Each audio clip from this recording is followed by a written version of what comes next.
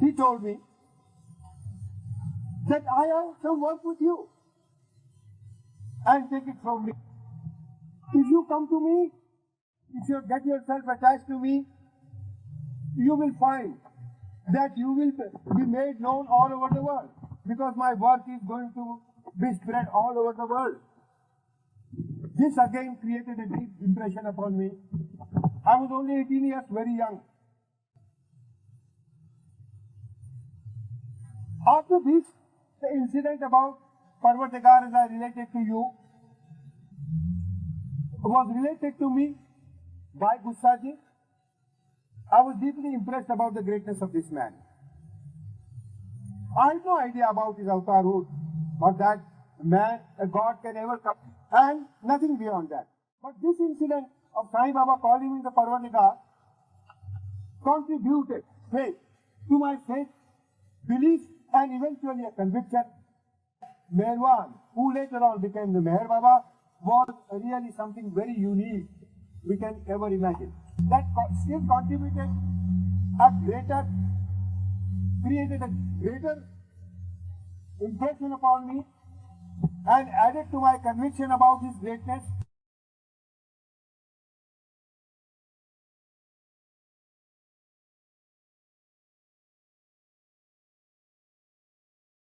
When Upasni Maharaj, whenever he came to our house, sit in a small room which was kept aside by my mother, called a prayer room, and he used to sit there for a while, coming from 50 miles away, a place called Sakori, and spend a little time and then go away.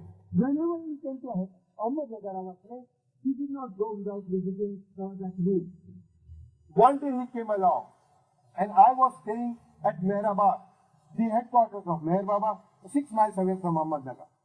I was present there, and when this perfect master stepped in, he asked me for a small tray and a small lamp, evidently to perform the Aarti. Aarti is a song sung in the praise of the perfect master or one's guru or one's master. I really thought that Upasni Maharaj, the perfect master, would perform the Aarti of Sai Baba. Sai Baba was the perfect master of Upasni Maharaj. But I really saw a different thing altogether. There were pictures kept in the prayer room by my mother. The picture was of Sai Baba, of Upasni Maharaj, and of Meher Baba. He just goes and stands before the picture of Meher Baba and goes on reciting the Aarti in praise of Meher Baba. The understanding of the people, and really you would have a very large and a great following. Baba says, I'm not concerned with the following at all. I have to honestly express myself and assert in this way who I really am. I do not think Meher Baba was really mad, because if he was mad, he would not have attracted so many people after him. Nobody is attracted by a madman. The madman is always shunned. He is kept aloof. We do not run after a madman at all. One should not be led away to think that because God had come in the human form, that he was in any way less. The perfection of Meher Baba was many a times more manifested in his humanity. He comes down from the state of godhood to the manhood, comes down to the level of man, to the understanding of man. He cannot afford to sit himself so high and then give something to the humanity which they would really not understand. And even the intellectual understanding of God, of creation, of spirituality that Meher Baba has given is not immediately absorbed by humanity. It takes time to absorb and to understand it. Because the higher truths are to be brought down to the level of human words, the human understanding. And for the matter of that, Baba's humanity, in a way attractive, than even his divinity. About his divinity, he had to come out and say things. About his humanity, we could see in his very acts of very life. The love. He laid a great stress upon the love. Baba said that there is no other force in the world which is as great as love. But the word love has been used, misused, and abused in one's life. There Baba has put the word love into its proper perspective. There is nothing else but love, all the hatred that is there in the world and the animosity, Baba says it cannot be ever dissolved excepting by the force of love, by the contained in God. But even so, Baba has given such a clear-cut explanation of what God is and what avatar is. God is said, God is everything indeed. And God is conscious of himself as God. But God is not conscious of the illusion of his creation. It is the avatar, another aspect of God, who is fully conscious of himself as God, at the same time fully conscious of himself as man, the whole world, the universe, the creation, and the whole illusion.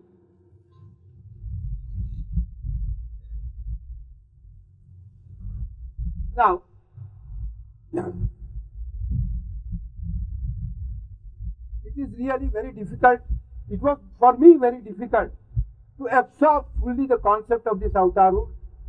It took me many years and a lot of explanations on the part of Baba, which he orally gave and which he gave in his books, in his writings, and he drew out the difference between the perfect master and the avatar. So far, the experience of God consciousness goes, avatar and the perfect master are both alike. There is no difference whatsoever. But the authority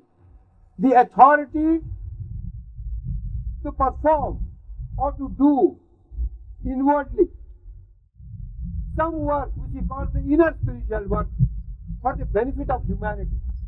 This was never known to us at all.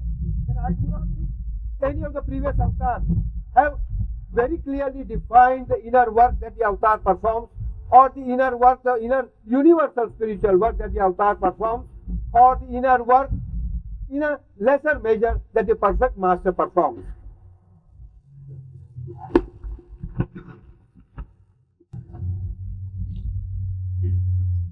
For the matter of experience, the avatar and the perfect master are both alike. Both are equally God conscious. But for the matter of authority, they differ. I shall give you a small anecdote which will give you an idea as to what authority and what experience is. Supposing there are two men. Both are graduates. One graduate in his lifetime becomes the President of the United States of America. And another graduate just gets a job as a clerk in some revenue office of the government. So far their experience of education is concerned, both are absolutely alike. But if the authority, if we were to consider the authority of the President is far, far bigger than the authority of an ordinary clerk working in a revenue office. So the experience is not the authority. In the realm of spirituality, authority is something very different. Men of authority necessarily have experience, but all men of authority,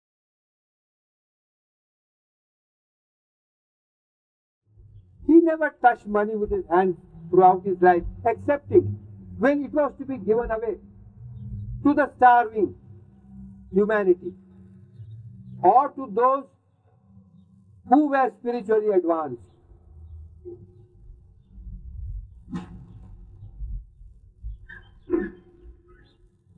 There is a great misunderstanding about persons who are really spiritually advanced.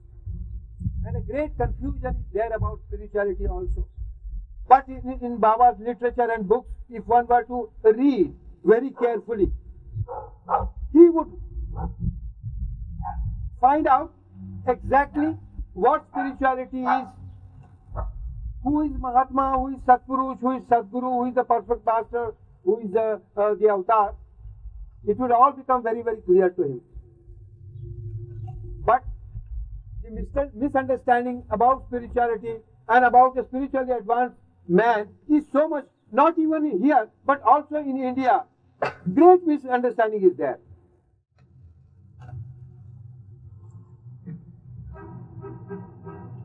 Anybody who looks at a man who has some saintly qualities or who does little meditation. They come to look upon him as something spiritually very high. Anything unearthly they find in a man, they absolute attribute the qualities of godhood or sainthood to that man. Having saintly qualities is absolutely different to being a man being a saint. And that there are very, very few saints in the world. And for the matter of that, perfect masters are still very rare. And for the matter of that, Avatar is the only one. And he is one for all time. There is no other human soul who is ever connected with illusion other than the Avatar.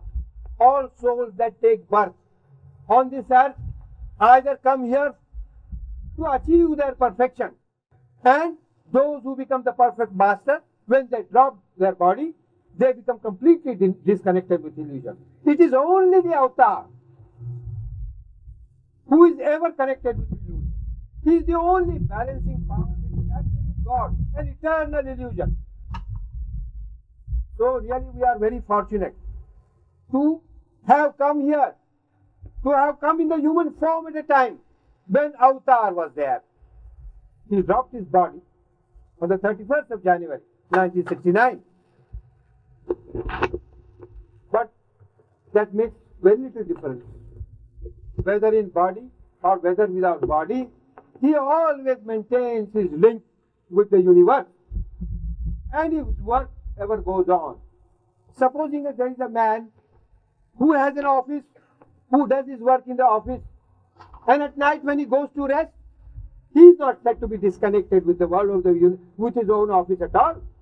But when he gets up in the morning, he resumes his work in like manner. But ordinary man takes a few hours of sleep and a few hours of work. But the Avatar, God in human form, doing the work for the whole humanity, he also needs rest. Having suffered so much in his life, when he drops his body. In office was steamer agents also. I was new, just maybe 6 weeks or so I had been there in that office. So at that time, import of all cartridges or ammunition or guns, etc., were prohibited by the Persian government. Just late. A steamer had arrived, and by mistake a case of ammunition was discharged, and with great difficulty permission was obtained from the Persian government to re-export with a warning that if in future if you discharge any such case, that will be confiscated. Now the second steamer came, and our usual supervisor who used to supervise the loading and unloading of the steamer was sick. So in the office, in my enthusiasm, I said, well, I will go and do that. What is this? It's not a big thing. I will go and attend the steamer.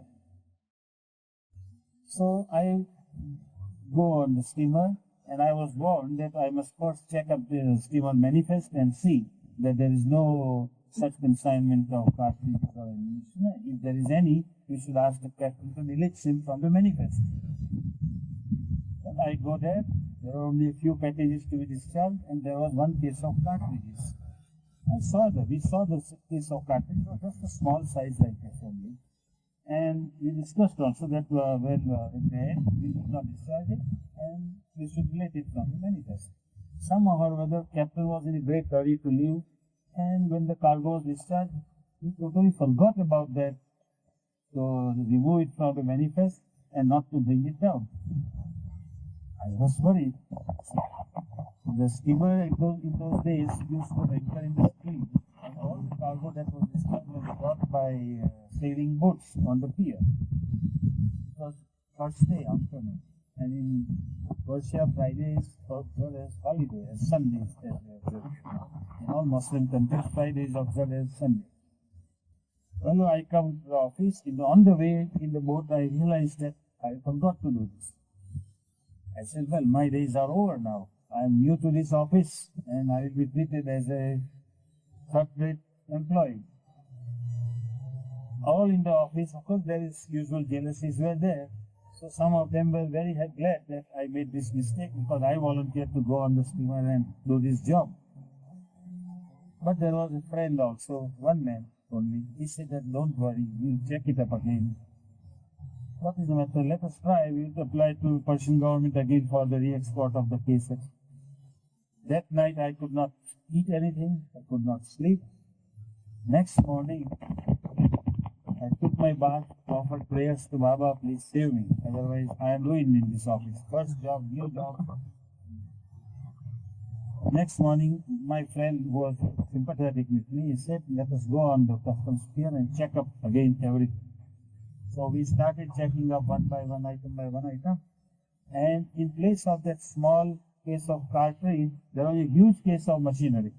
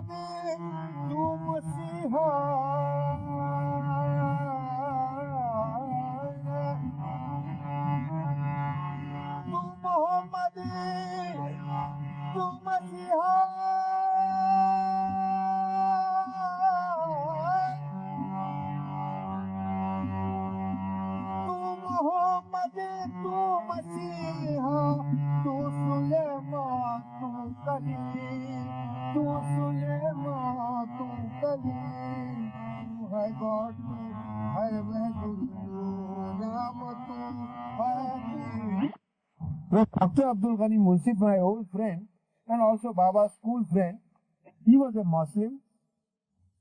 He later on came to believe in Baba. He became Baba's disciple. He used to once conduct the Meher Baba Journal magazine, which was introduced in 1939 and it lasted for 4 years. Afterwards, it was discontinued. Now, whilst we were walking in this new life, this man makes a very funny remark. He says, whenever we read about discourses about Baba, any writings about Baba, there was a great joy and pleasure we derived out of it. But when we are made to lead a life according to the discourses, it becomes a terrific suffering for us. How far removed is practice from the theory? He said, reading about spirituality is a joy. because one anticipates certain happiness one gets in that life. But if he has actually to go through this life, it is a tremendous suffering really. The suffering is mostly that one has to go against his own way of life. If a man feels hungry, he cannot get food at that time. If a man is tired, he has to do the work. You see, with Baba, time never belongs to you at all. Because as much as he loved us, he put us to all that discipline. So much that many times, you see, the mandali becomes so exhausted. But never any one of us fell ill at any time at all. It was such a really wonderful thing that if any one of the mandali were to undertake such a new life by himself, I do not think he would have ever come out alive out of that life. But it was Baba himself. He accompanied us. He slept under the tree. He ate the food we ate. At all odd times, there was no question of a hot bath or water. We had to just take out water from the wells. We had to walk distances. There was no place to just stay or put up anywhere at all. So, in order, I do not think it was in any way necessary for Baba to go all through this suffering, the physical suffering. And there was again the mental suffering that he put us through. That he made us feel that all the things that we were desiring, including higher consciousness, God realization, higher happiness, Baba made us completely give up these thoughts. He said, if you believe in me, if you love me, you should not expect anything at all. I am free from all promises that I have given you. It is not the desire on the part of one, even a higher desire, even the desire for God realization that has any importance, Baba says. That Baba did definitely say that after the avatar drops body, the five perfect masters take the place and look after the entire functioning of the world. It is quite true. But now let me tell you why we who have come in the orbit of Meher Baba, who have known about Meher Baba, who have taken birth in the avataric period of Meher Baba, they should really not feel themselves concerned with the perfect masters at all. Not that to know about perfect masters in any way is really harmful, but I would not really deviate my attention. Why? Because whatever the perfect masters do, they do not do anything on their own at all, but they execute the entire planning done by the avatar during his lifetime. They carry out the wishes of the avatar. When a man directly comes in contact with the avatar, I do not think it is absolutely necessary for him to divert his attention from where he is to even the perfect master. Although Baba has said that one has to take the help of the perfect master, but it is for those who have not known about Meher Baba, who have not come directly in contact or even indirectly in contact with Meher Baba, with the avatar. I do not know. I have not heard Baba say anything, or by way of giving the names of the living perfect masters today. Neither did I at any time take any occasion to ask him this question. Yes?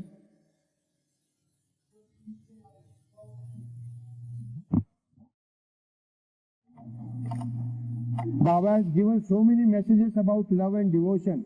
In fact, there is one beautiful message in which he has made so clear the position of devotion and love. I think you should read that. If not, you can take the help of any Baba bookshop.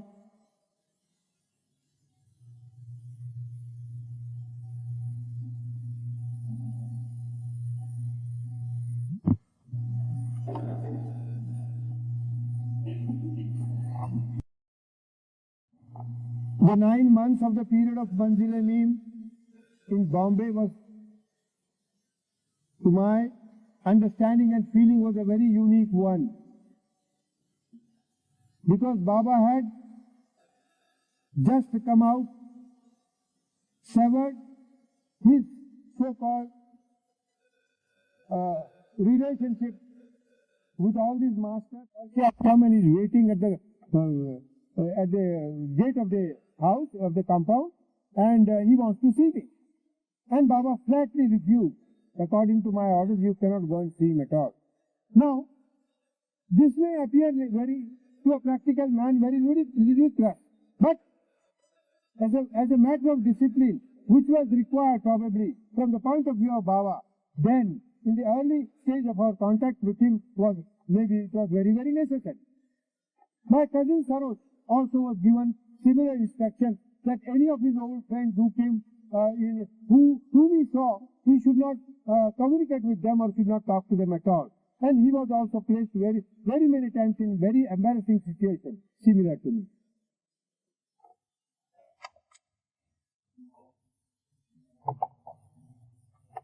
Through small acts of life, Baba used to train and discipline the Mandali. Baba had many, many moods. And once he got into a mood of wrestling. And he called me. And he said, I asked you to grip me, grapple with me, and wrestle.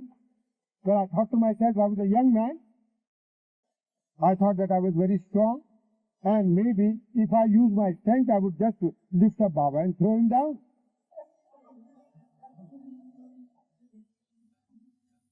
So in order to avoid certain embarrassing situation for me, I just did not use my strength at all. Then when I gripped him like this, Baba at once made it out, and then he comes and tells me.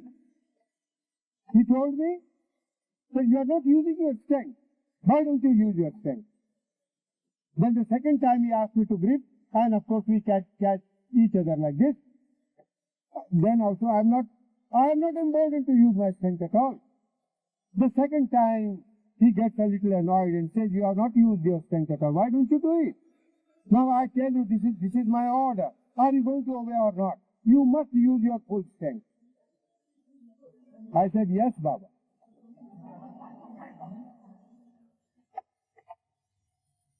There was no alternative for me at all. So he was just standing near me. I went near him. We gripped each other. And I thought to myself that I will now lift him up and use my full strength and just see what the result comes to. The moment I gripped him, you see, he lifted me like a pumpkin and threw me on one side. And I went rolling on about 10 feet and just completely dropped out.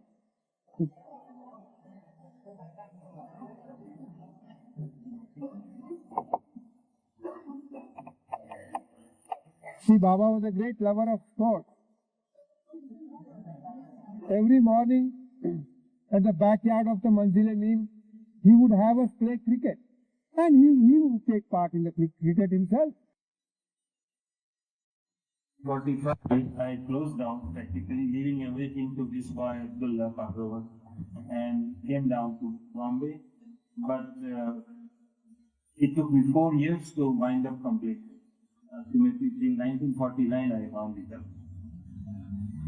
Well, what I lost in business or material benefits, I gained several times more by being with Baba for almost more than 10 years.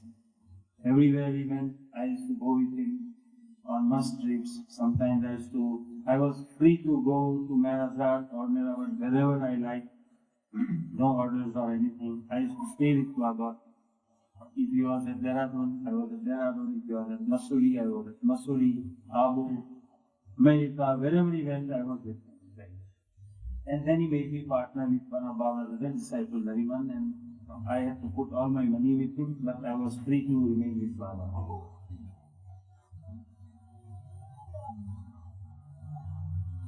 I think Well, and then 1959 I started. My Baba himself asked me to our partnership with Nariman Narasimhan of the South, and I started to do something. I've been all these years from my young age was working always. I never like to sit idle or retire. I purchased the house and I was in Pune. Then. So I thought that I would put up some small, my friend suggested we put up a small handmade paper unit and make some filter papers. Neither Dean knew nor I what filter papers were. And this is another interesting story, and it is a genuine miracle of Baba. I would say, though I do not believe in miracles. Baba never said that he performs miracles, but this is the living miracle of Baba, if you hear the story. So I asked Baba's permission. Baba said, yes, go ahead. I am with you, don't worry. I am with you, and everything will be okay. So in 1960, I purchased a piece of land. That land, 5 acres of land, good land. At that time, it was all barren jungle, just near my house where I stayed also. Baba came to the land, saw that land, walked all over the land, and permitted me to buy. But the municipality would not release it for building a factory. I had to quarrel for fight, and I had tears in my eyes. I had no other income, no securities or no shares or no other income. I was just spending from my pocket. Because whenever I did not have money, I was living very economically. My wife gave 100% cooperation in that. I used to even go on bicycle, cycling bicycle. Till I started earning again, I used my bicycle, I never used my car. I could not afford to keep a chauffeur. The land was purchased, not released for 1.5 years. Baba said, Baba, of course, asked me, see that fellow, see this fellow, and it took me 18 months to get release of the land. And as you know, those floods came to Pune. The names burst. And I was with the paper mill depends upon water. I needed about 15 to 20,000 gallons of water every day. And I depended on a canal that was running at my site. But that canal was dry, there was no water. No cement, no stones, no bricks, nothing could be done. So Baba would tell me that, why worry? If you want money, I will give you money. How much you want? 10,000, 20,000, 30,000, how much you want? And I never accepted from Baba money as such. So why should I get money? I must give Baba, not that I should get from him. Baba said, don't worry, everything will be good. Water will come right up to here. This sign was here like this. But will not enter your nostrils. I won't allow you to sing. You will not sing, Baba said. And let me tell you, my business grew like anything. In 1966 also, when I met Baba, he inquired about my business. I said, how is it? I said, it's improving. It will go on such that you will not be able to cope with the business. But the difficult part of the business is I am making filter papers and filter sheets. They are highly technical papers meant for pharmaceutical industries, chemical industries, breweries, distilleries, paint, varnish, synthetic resins, mineral oils, vegetable oils, cosmetics, hair oils, shampoos, perfumes. For all these things, then how they come to me, I do not know. I am not a technician, neither I have any technician to go to make such filter papers. And you know, Rick Chapman sends out these posters of Baba, big posters. How many posters I can frame and keep in my house? So all over my factory, they are each working room, they are framed and all. And you know, India is short of foreign exchange, and whatever I manufacture is imported. And I have this monopoly business. It has become a monopoly. So far, no one is manufacturing there. So when they want import licenses from the government refers them that approach White Cloud Paper Mills, which is the name of my mill. So these people say, how could these things be manufactured in India? They come to see the factory. They are chemical engineers and big people. I mean those representatives of big international companies, and they were all Westerners, not Indians. Indians used to visit. So they come and inquire and they make, I said, this thing, I can give you samples free. You can just try them. If they are satisfactory, buy from them. Then they asked me whether you have any foreign collaboration to manufacture these things in India. How do you get these formulas to make? I say, yes, I have collaboration, but it is not foreign. Then they ask me, who are helping you technically? I say, show them ourselves.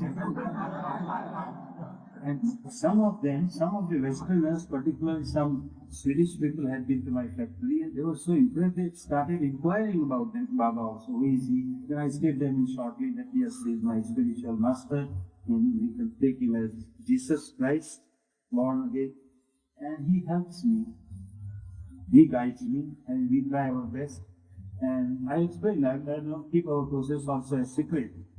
I say, whenever I get your imported samples, I test them in the laboratory, what they contain, what are the raw materials, what is the temperature, speed, what is the strength, and then I try to make on a small. He passed through several stages and went up to Manonash. Why did he like this light, that light? And Manonash is the one annihilation of the mind, and then he said, I come back to my old life. The old life was that he was the avatar, enjoying Anga, God's state with the qualifications of all power, all knowledge, and all bliss. But do you mean to say that if he once enjoyed that all knowledge, all power, did he have to come down again and annihilate his mind? It is inconceivable. I could never reconcile myself that Baba ever needed the annihilation of mind or Maruna. But it was done, and he declared it was done. So, evidently, we come to the conclusion that it had to be done. It was done for what? For the entire humanity, for the human beings. But if the mind of the human being was destroyed and annihilated, in a flash, the entire humanity would become God. No, that cannot be. Because he said that I have come to maintain illusion. The illusion has to go on. All cannot be put into a mode of God realization in a second by pressing the switch and putting the light on. No, it cannot. It is not meant to be that way. On behalf of the whole humanity, he has done the work. One aspect of the work was to sow the seed of love into every human heart. That will fructify, will take time. Rome was never built in it. We cannot think in terms of this time. We build an eternal time. In the term of an eternal time, what is a lifetime or 10 lifetimes when we are talking about the reincarnation and thousands and millions of times? But still we give greater importance to our own life, in the span of our own life, because we don't see beyond. Everything we see is just the span of our own life. What am I going to be in this life? Well, let us leave that apart.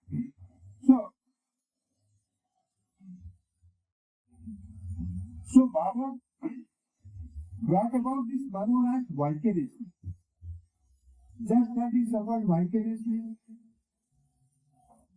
for the commissions and omissions of humanity, and every individual, if he is to become God realized, then his mind has to be destroyed completely. Without the destruction of the mind, God realization is not possible. Even a man of the sixth plane does not get God realization. He sees God everywhere. He loves God. He loves God in a divine way, but he doesn't become one. It is the only perfect master of the avatar who pushes him into the seventh, because the Manonash has to take place. So he made all the preparations for the whole world, for the humanity, that when the time comes, the Manonash of every individual in its own time